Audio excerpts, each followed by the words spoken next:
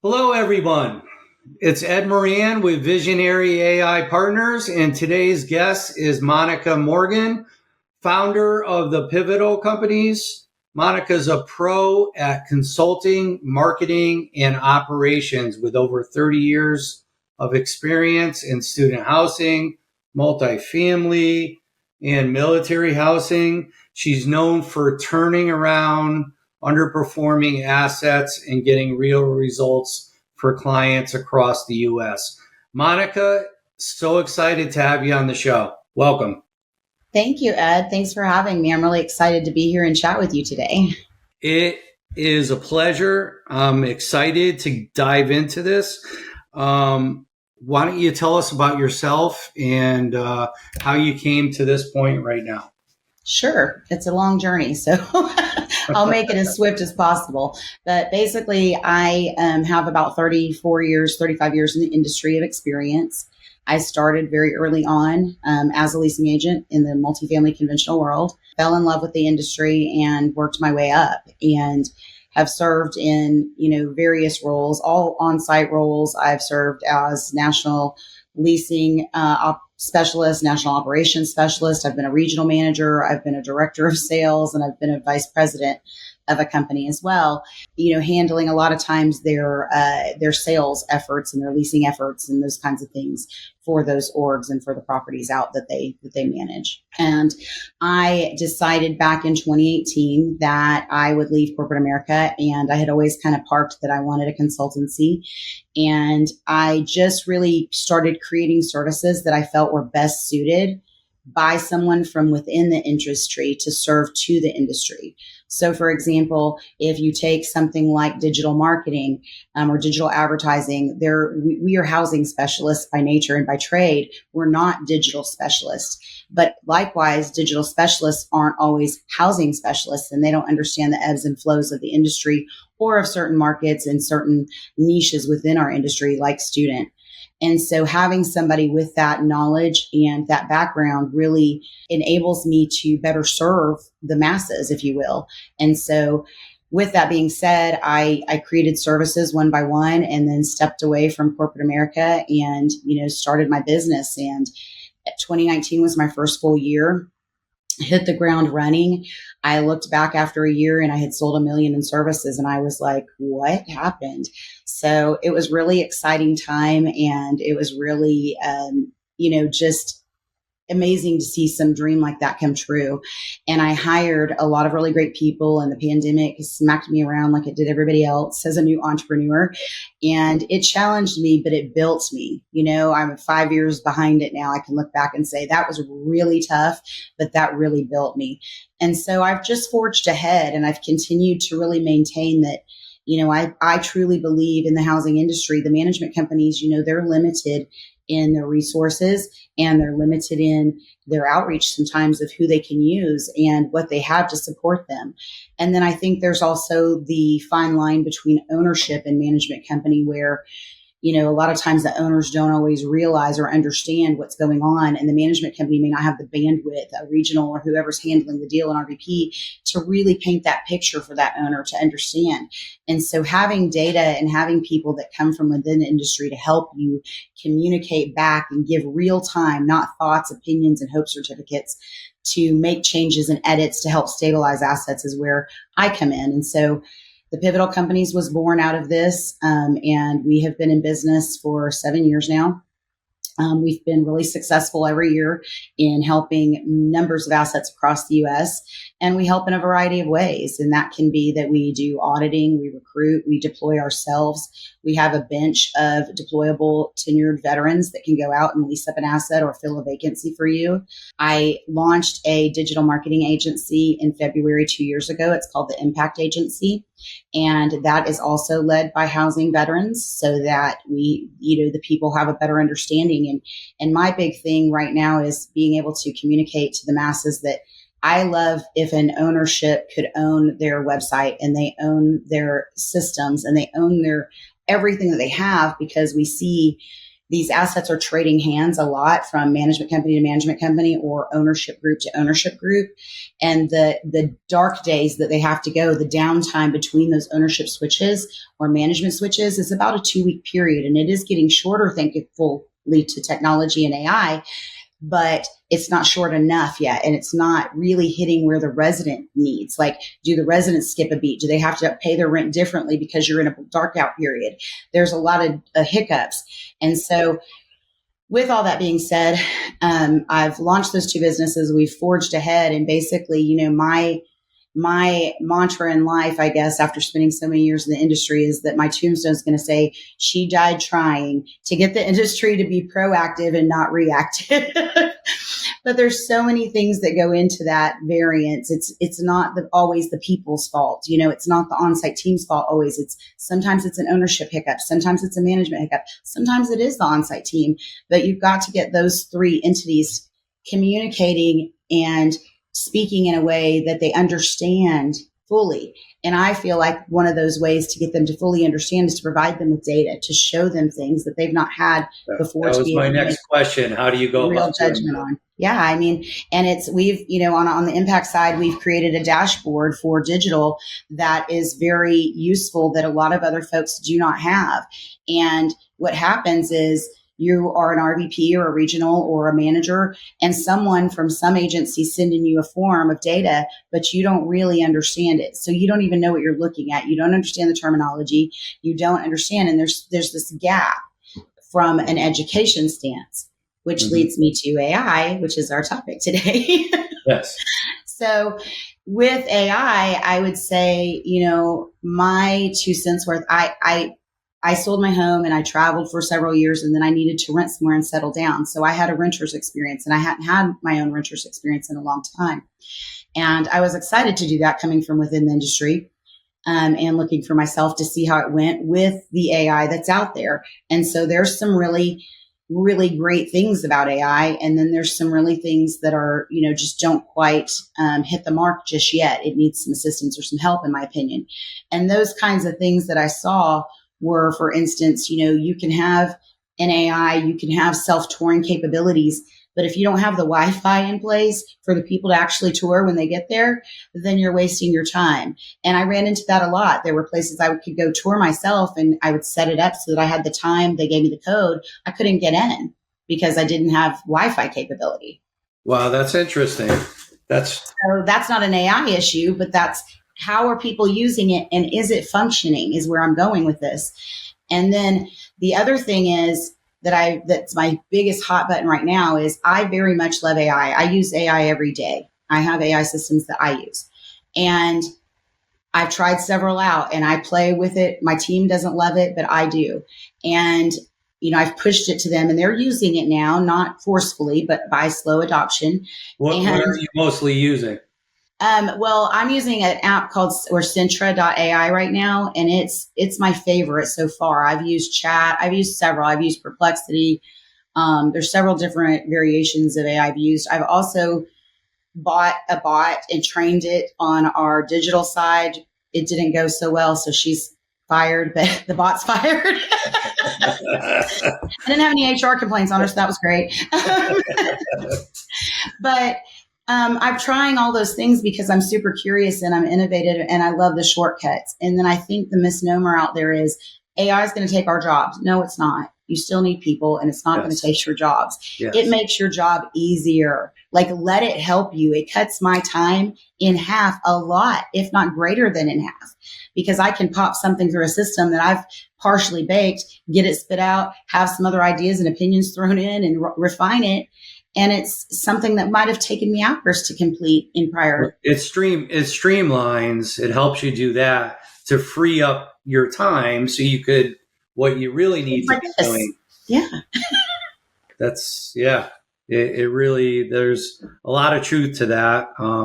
But, right now it's still kind of new and ever changing. The hot button in property management, in my opinion, is we've deployed a ton of AI and products. We haven't done a great job at the training piece of it. And I say that, and this is my biggest pet peeve right now, is that with AI on these assets, all of them that have their AI that takes care of you, they're not updating their knowledge bases.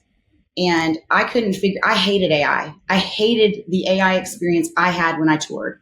And I've been doing this for a long time, toured a lot of properties. I literally hated it. And it was because the on-site teams are supposed to be updating the knowledge of the AI every day. They're not. If they're doing it once a week or once every 2 weeks, that's cool. But what's happening on the flip side is I've come and toured. You're still trying to get me to come tour when I already toured. So it makes me feel like I didn't even come and you didn't care about me as a resident or a prospective resident. And then, like, even now, the AI that my community that I live at, she doesn't know that I've moved in. She does not realize. So she's still trying to get me to come lease here. And I'm like, I live here, lady. You know? Well, at least you're still wanted. Yes, I am. So follow-up is impeccable. But it's things like that. And so I guess from my perspective, because what I typically get called into are hot messes. I don't ever get rainbows and unicorns and the pretty things. That's not what consultants get to do. And how are you going in and like fixing these issues? It's education and communication, literally, is when I am working with clients, you know, even with my own team, like I think it's like you have to start showing people that, hey, you know, yes, you might hate AI, and yes, you might not like this, and yes, you can get a canned response out of it. And sometimes it's totally crazy, but that's what makes it fun, in my opinion. You got to read it. You can't just print and push out. You've got to, you know, read what they spit out, like make sure that it aligns with you and that it's true and valid and like all of those things. And I think that people either think it's like a one shot and done. So they have this misnomer of, you know, that it just all the time can spit out crazy stuff because people aren't reading it. They don't realize that people aren't reading it. And then I think that they just don't realize that you have to train it. And that's what I loved about my Centra.ai app that I'm using. Has 15 different little robots in it, or AI bosses, if you will. And they're my employees, they call them. And like they're different. One's business development. One is copywriting. One is my SEO. One helps me with my socials. There's one that's training. There's one that's just for like, you know, you just not your counselor, but kind of, if you wanted it to be that way, like an HR kind of person, you know, to go to if you had a circumstance you didn't really know what to deal with. And I've been training them, and I've got multiple businesses, so I can have multiple business tabs on it and train each of those 15 bots for each of those businesses for one small price per year. Like I paid $15 a month for the year for these 15 bots. That's silly.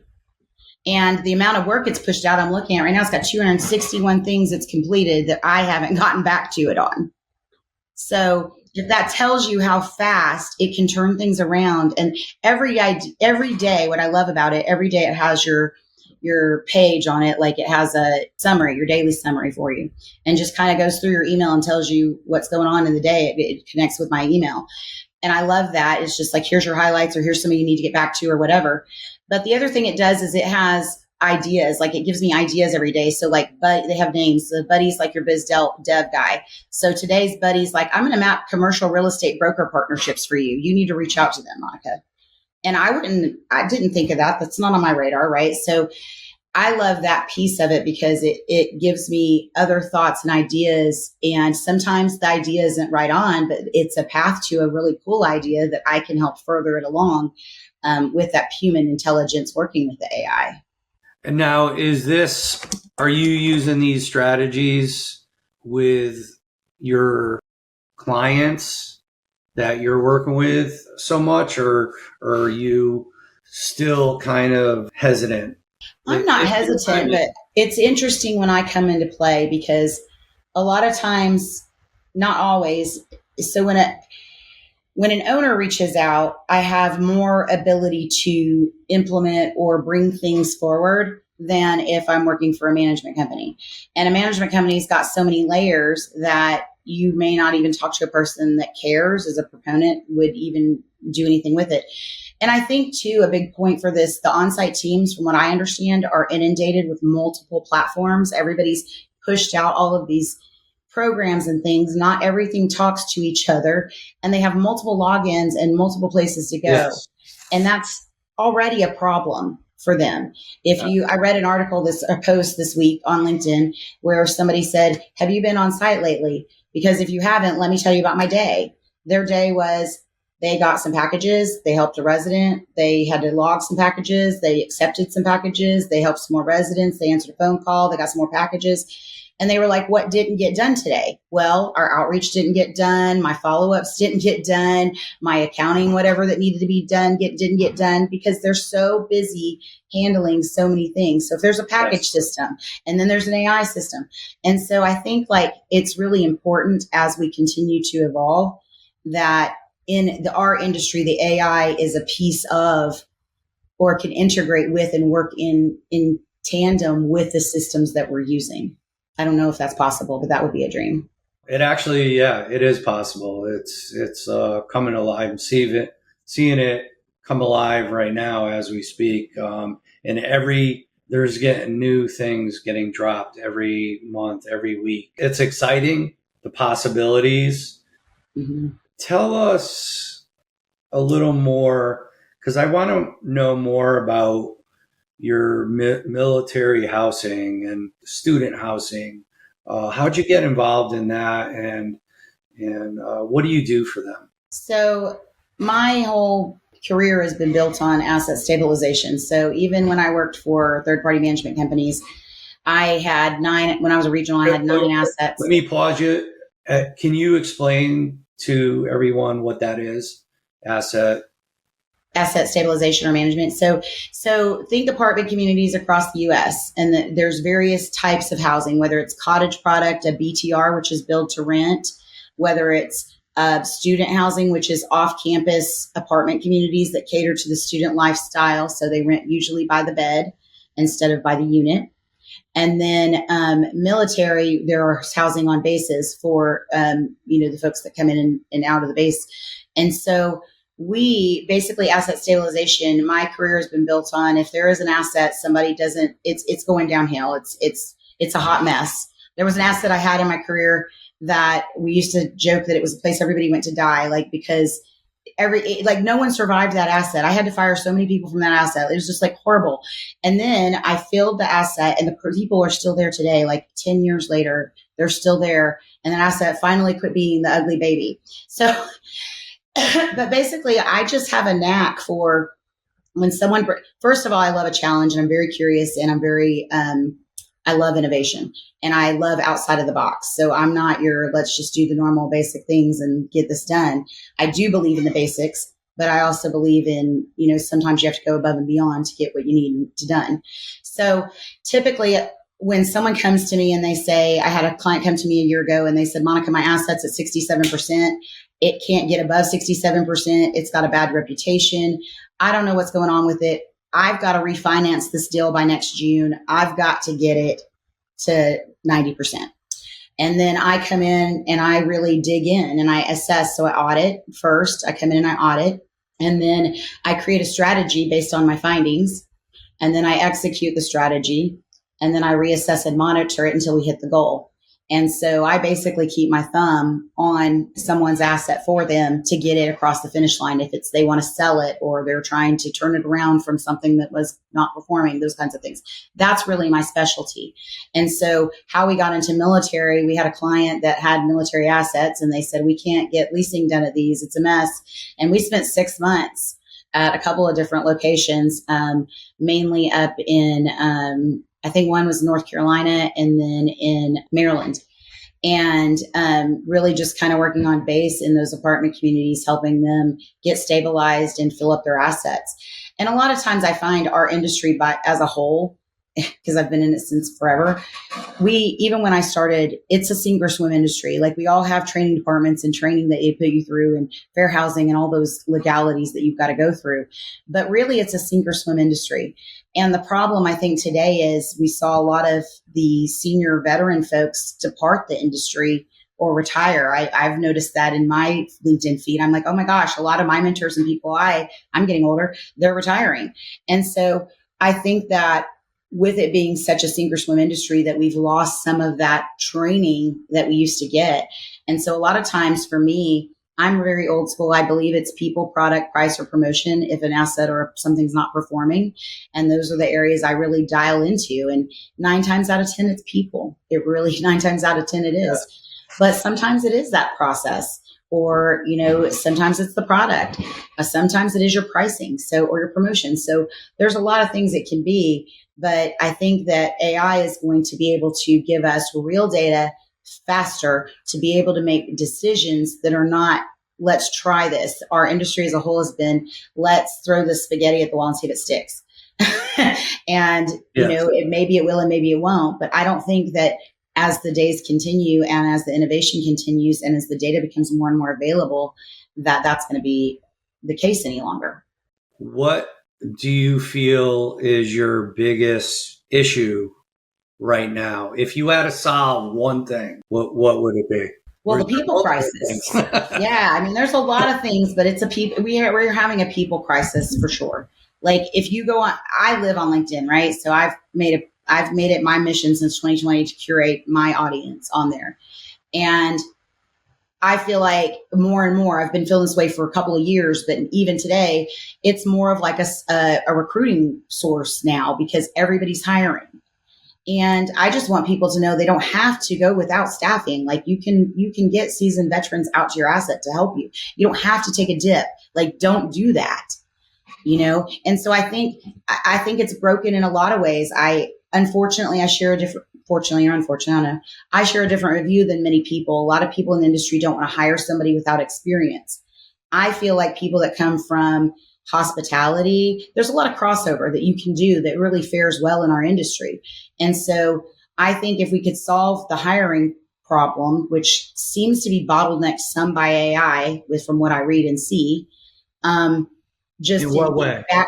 Getting back to prospects or prospective employees, like people are applying and they're hearing nothing. Nothing's happening. And even when they have systems in place, they're just getting nothing in response. And so I think that that's failing us as a whole. And so I don't know if there's systems that are deployed that people think it's being handled and it's not, and they're just unaware. I don't know how they could be unaware with that volume of applicants. And you go look at any of these companies now hiring pages or open positions, and there's 200, 300, 500 positions open. Not all essential, I guess, to your day-to-day operations, but they're still important nonetheless. And so, if your grounds suffer, that's your curb appeal. So you're out of groundsmen. So now the grounds look like trash. Are you going to continue to lease? Are new prospects going to come? They're going to think you don't take care of the place. So it just is, it all feeds in together. And I just, at this point in time, I believe from a digital or an AI stance, the biggest problem is the lack of education of what it all can do for you and whatever products you have, what they fully can offer, and how to train and use them so that they're best used to their fullest capabilities. Correct. Like for that instance, having the ability to respond, and maybe, like you said, some companies are 400 or 500 people, you look at them, but really, in reality, it's probably 150 because they have filled a lot of the roles, but it's not talking to each other. Simple stuff like that. Simple, but it's a bottleneck though for people. Right. And it, you look at this, you're like, oh my God, I think the people thing is very high on my list, and I just don't know. I mean, it disheartens me. It makes me sad because I feel like the people on site are struggling and they're suffering, and I don't feel like everybody recognizes or realizes that, Yes, absolutely. I want to go off topic. I told you I wanted to talk about this. You co-founded The Burning Bra. It's a nonprofit empowering women in home, workplace, and community settings. I just want to give you a little time on this because I think it's important and for people to know. Well, thank you. Thank you for asking and sharing it. My 2 daughters and I started theburningBra.org at not the greatest time. It was during pandemic, but we knew there was a need. And it's really been more of a passion project than our full project, but it's there. And at some point we hope to grow it more. We've done some really amazing things with it. And basically, we said we wanted to help women, and how did we want to help them? And we wanted to meet them where they were. So if that meant in the community, whether it's in their communities or in their homes or in their workplaces, there were the three areas we identified that, we could really be of help. And my oldest daughter, Brittany, she struggled with infertility. And so she ended up fostering to adopt a sibling group of little boys. And then we got to adopt a baby girl shortly thereafter. So I have three grandbabies that were from the foster system, and they're amazing children, and they have just grown, and we got them. It's making me get chills, but we got them 5 years ago, and it's just been a beautiful process. It's heartbreaking and heartwarming all at the same time. And so Britt's very passionate about, women that struggle with infertility because she's led that struggle herself. And then she also really, really has a heart for the adoptees and the kids in the system. And so she speaks on panels, and she speaks to parents, and she does a lot of coaching and training for women and families that want to adopt or foster to adopt or even foster. So that's one area that we're really big in helping. And so is there a website for that? It's at theburningbra.org. You can go, and then you can, work with us in those ways. But Britt's and then she podcasts a lot too. So there's a Burning Bra podcast as well. And Britt's it's Britt Taylor, and she's all over the internet. If you go look at our stuff too, you'll find her. She's involved with everything that I am. And then Ashley is my youngest daughter, and she's in her 30s now. And she went to school for criminal justice, and she wanted to be in law enforcement and be a police officer. And so I hated it as a mom, but it was probably one of the best things that ever happened to her in some ways. The trauma piece of it's not a win, but the rest of it, And so she worked sex trafficking in Athens, Georgia. She worked sex trafficking cases and domestic violence cases. And so that's very near and dear to her heart. And so we've had women call in that were in bad situations where Ashley's been on the phone with them from 6 a.m. till 7 p.m, getting them to a safe space and helping them get the things they need. We very much are all three of us very much about reunification for families. We really love to see them reunite. That's the best scenario sometimes, or that's what you want or hope for. And so we've helped a mom, raise money. We raised money to buy a dining table. That's all she needed to get her kids back in her apartment. She had her home set up. So we helped raise money for that. So it's really a passion project, and people can write into us and with their issues and concerns, or if they have a problem, and reach out, and we are there to help. My part comes from the workplace, being an entrepreneur, being a woman in business. I've had a lot of doors shut in my face. I've had a lot of opportunities that weren't granted to me because I'm female. And it's been really eye-opening and shocking and fun, kind of, and interesting all at the same time. So I do a lot of women's work. I love to empower other women. I believe that any of us, female or not, could do anything we set our mind to if we just want it bad enough. It doesn't matter what it is. You can do it. But people don't believe that in themselves. And I really noticed that coming through the college, the student housing sector. I would see phenomenal young females with such bright futures ahead that they lacked that self-confidence to really know that they could go out there and do whatever the heck they wanted. Because I'm like, girl, if I were you and I were younger and I know what I know now, watch out, world. And so for me, that's where mine comes in. I'm working on my coaching certification. I really want to work with women. What are you going to? Okay, that's what I was. Yeah, I want to work. I mean, with anybody career-wise that wants to grow and develop in their career, I would love to work with people that are entrepreneur-spirited or scared to do their entrepreneur dream. I see people all the time, and I talked to a lady yesterday. I reached out to her. She posted she was open to work on LinkedIn, and I said, "Why don't you have this kind of management company, her niche?" And she was like, "Are you wanting to open one?" And I'm like, "Well, not really, but like you should." And she should. She is really an expert in her niche. Like, there is no reason. She has something really brilliant to offer. And we had a call yesterday, and she was like, "Well, you should just add this arm to your business." And I was like, "No, maybe." But nonetheless, I mean, that's the people that I really, would love to work with is those that really are the dreamers that are scared to chase the dream. That's inspiring. Thank you. So as your business, you have a couple businesses, but where are you seeing, I know you're been traveling and you're kind of settled for the moment, but where do you see your business or businesses going in the next 6 to 12 months? Well, I'm on a scaling venture right now. So I've had this business for 7 years, the primary business, and I've hit my million mark every year for 7 years. I haven't been able to break that, and I really want to. But more than that, I want to spread what I do to more markets. And so what I've started doing is creating satellite offices in other cities. So right now I've got one here in Phoenix, I've got one in Tulsa, and I've got one in Atlanta. And then I'll be expanding it to three more soon once I get everything unlocked with these three. And I really want to be able to I really want people, I want to create like an asset management doc in a box type thing, like asset urgent care, so that it doesn't matter if it's marketing, financials, training, employees, whatever it is, you've got some kind of asset that you've got a problem with that's keeping you up at night, you call us. And we're like, here are the things you can do. And people come to me and I can give them 15 things to do. And they're like, wow, I had one client buy all 15. I was like, wow.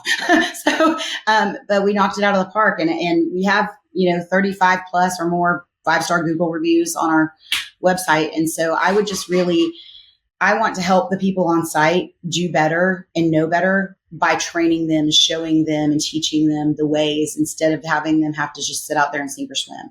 And then I really, really thrive in helping asset owners reach those goals and targets that they don't think they can. They've got this asset that's failed for 3 years. They're stabbing themselves in the eyeballs. They can't sleep at night. They're like, could it go away?